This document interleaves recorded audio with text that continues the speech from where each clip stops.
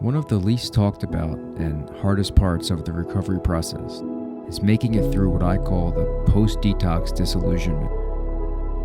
This is after you're a couple months removed from a particular dependency and you're expecting things to be wonderful now, but they're not. In fact, in some weird way, it often feels worse. Because even though things were painful before, you had hoped that happiness and contentment were right around the corner, and the very act of abstaining from the addiction was going to somehow make everything better. This is the disillusionment, and this can feel like suffering. But just because it's suffering doesn't mean this whole time is without meaning. In fact, it might have more meaning than anything you've ever done.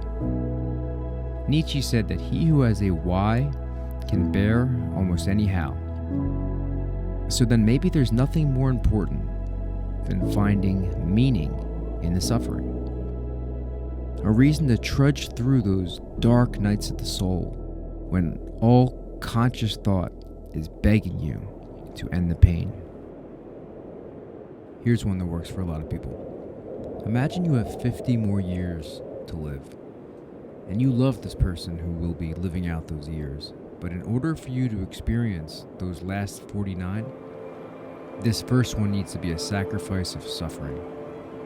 You won't be in physical pain the whole time, but the amount of joy and contentment that you're able to feel will be severely limited.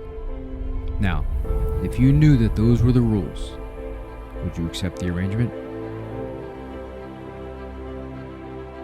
Oftentimes, when serious addictions are ended, it takes a while for the neurochemistry to return to a comfortable state.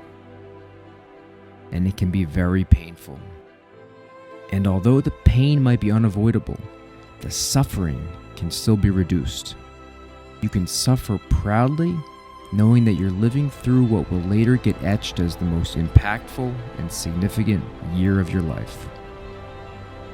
The psychotherapist Viktor Frankl said that everything can be taken from a man but one thing, the last of the human freedoms, to choose one's attitude in any given set of circumstances.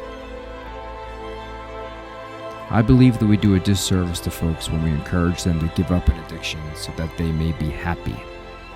We should never position happiness as some targeted endpoint, not because it's a bad thing to pursue, but because it seems to be destroyed or beyond reach to the exact degree that it's made a goal in itself.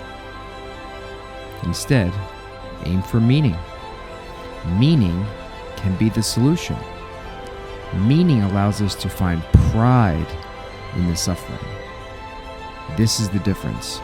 This is the secret ingredient.